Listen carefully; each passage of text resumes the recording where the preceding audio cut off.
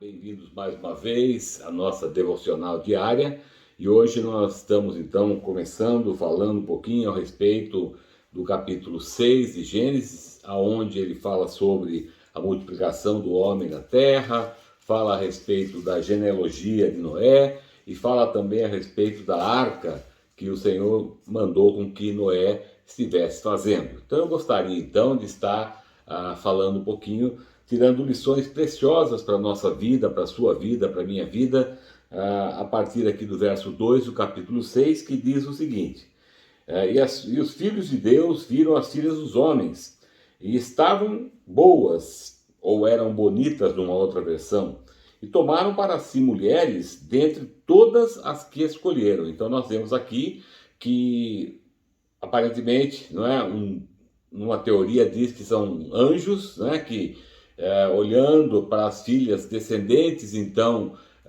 de Caim, eles viram essas mulheres, né, e tomaram para si como esposas. Uma outra teoria diz que os filhos de Deus aqui diz respeito aos filhos de Sete, ou seja, né, os filhos de Sete, da geração, da descendência de Sete, olharam para as mulheres filhas, né, da geração de Caim, e tomaram para si. Basicamente aqui, creio eu, pelo contexto que a gente pode notar, que na verdade foram anjos que, tomando uma forma teofânica, né, tomando uma forma parecida com a forma humana, eles então pegaram essas mulheres e tiveram filhos com elas, que se você ler os versos, você vai perceber que dali surgiram gigantes.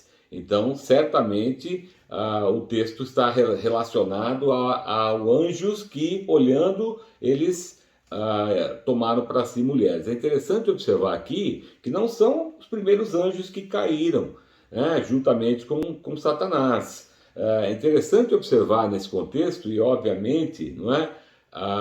Porque esses anjos que caíram, eles já tinham caído, não é? E eles não eram os filhos de Deus, obviamente, não é? Então aqui, nessas duas teorias, uma que são anjos que olharam, né, depois da queda, já no contexto de criação, no contexto de expansão da raça humana, não é? Eles deixaram também seus estados originais e vieram, e esses anjos, a Bíblia diz que Deus os acorrentou para o juízo eterno, né? No final dos tempos, eles serão então julgados ali, mas eles já estão acorrentados, não é? Se você for lá para Judas, você vai ler sobre esse assunto, tá? Então, o versículo 2 aqui mostra claramente, né, uma lição extremamente importante para a nossa vida. E qual é ela? O mundo espiritual interfere no mundo natural. Assim como o mundo espiritual, os anjos, tomaram formas, né, teofânicas, né, e se interagiram, né, com os seres humanos, assim também, a todo momento, sejam por anjos, sejam por demônios, eles interagem aqui no nosso planeta, né? Então nós muitas vezes temos situações onde anjos estão batalhando por nós, onde anjos estão nos cercando, nos guardando, como também temos que muitas vezes demônios tentam contra as nossas vidas, seres espirituais agindo aqui no contexto natural, aqui no planeta Terra, tanto seres espirituais do bem quanto seres espirituais do mal. O importante é que é a lição que nós tiramos disso, que o mundo espiritual em si, ele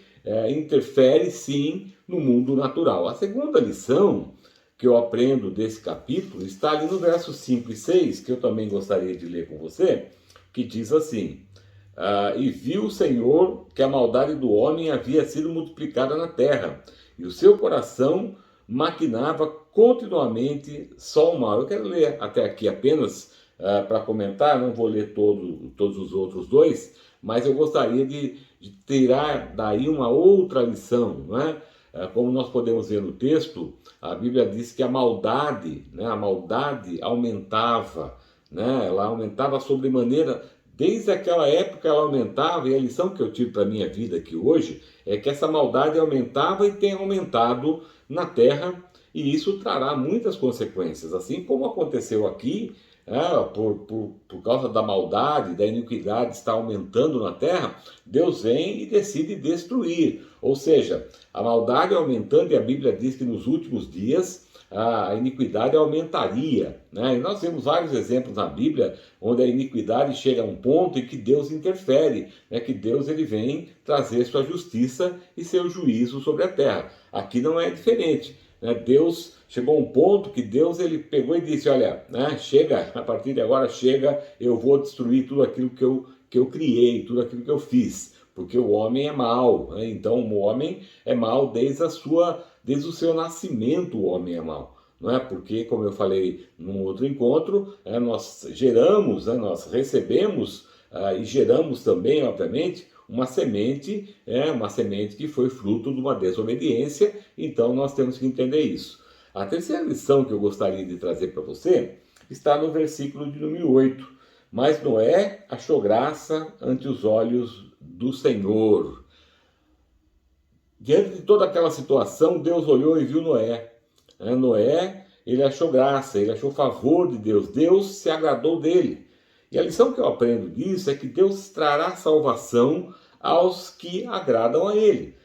Embora a situação muitas vezes ela esteja ruim, ficará pior provavelmente, certamente o Senhor, quando ele se agrada de nós, quando nós buscamos agradá-lo, fazer aquilo que é a sua vontade, ele não vai nos deixar perecer. Certamente Deus cuidará de nós. Eu quero dizer algo para você hoje, nesse dia, que Deus cuidará de você no momento em que você estiver agradando-se dele e ele se agradando de você, obedecendo a sua palavra, cumprindo aquilo que você precisa cumprir, fazendo aquilo que agrada a ele. Deus não deixará com que a situação, que muitas vezes as consequências do erro do homem, as consequências das situações, elas cheguem até você, assim como ele não permitiu que ela chegasse até Noé, como nós vamos ver aqui.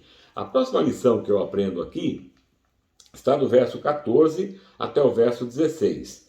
Deus estava dizendo assim a Noé: faze para ti uma arca de madeira, farás compartimentos na arca e cobrirás com piche por dentro e por fora. E isto é o que lhe farás: 300 côvados será o comprimento da arca, 50 côvados de sua largura e 30 côvados da sua altura. Farás uma clarabóia na arca e arremeterás um côvado acima. Porás uma porta de um lado da arca e lhe farás um pavimento inferior, o segundo e o terceiro. Basicamente era aqui um transatlântico, um cargueiro, que Deus ele mostrou as medidas para Noé, mas existe uma lição aqui, e a lição é esta: Deus é quem diz como será o meio pelo qual haveria a salvação. Deus ele vai até Noé e fala: faz assim, faz a arca, faz deste jeito. O homem tem tentado, inventando meios pelos quais ele acha que pode se salvar. O homem tem feito tantas coisas tentando buscar a salvação, de formas que ele mesmo a consiga. Por exemplo, a invenção da religião, as boas obras, sendo bom, caráter, tudo isso são coisas boas, mas elas não são suficientes para que nós possamos ser salvos. Existe um meio pelo qual o homem deve ser salvo, e esse meio é através de Jesus Cristo, o Filho de Deus, que veio ao mundo para dar a sua vida em favor de todos aqueles que nele crê, e a Bíblia diz que todos aqueles que nele crê não pereçam, mas tenham a vida eterna. Isso que a palavra diz. Então nós precisamos entender que o meio pelo qual nós somos salvos não é qualquer outra coisa a não ser a obra que Jesus realizou na cruz do Calvário e a confiança dessa obra através de Jesus Cristo. E a última lição que eu quero deixar com você hoje está no versículo de número 18, que diz assim: mas estabelecerei o meu pacto contigo. Só até aí, para que a gente possa refletir nessa quinta e última lição de hoje. Deus estabelece pactos, alianças com o homem. O que é um pacto? O que é uma aliança? É um acordo. Obviamente que esse acordo, esse pacto, essa aliança é bem diferente do que nós chamamos de contrato. Um contrato, quando se faz um contrato, as duas partes concordam em fazer cada um a sua parte. E se um não faz a parte dele, o outro não está obrigado a fazer a sua.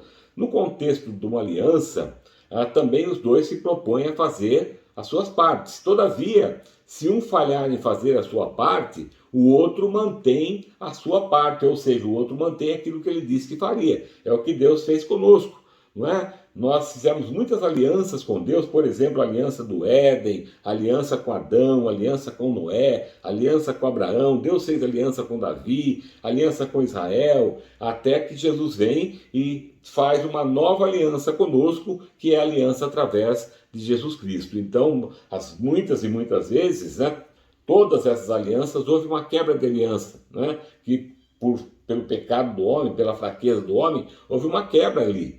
Né? Pode até ter havido muitas vezes uma restauração, como houve, claro, né? Mas houve uma quebra. E Deus se manteve sempre cumprindo aquilo que ele tinha dito, pactuado com o homem. Então eu quero deixar para você hoje que Deus ele vai manter a sua parte, né? Deus vai fazer aquilo que ele propõe fazer na sua palavra. Então eu quero deixar isso com você, quero mais uma vez pedir que você se inscreva no nosso canal, que você clique aí no sininho para receber as notificações e que você então também dê um like para que a gente possa crescer como canal e alcançar mais pessoas para estarem aprendendo assim como você, aprendendo a palavra do Senhor. Muito obrigado, Deus abençoe sua vida, em nome de Jesus, que seu dia seja um dia próspero, cheio da bênção e da presença do Senhor. Deus te abençoe.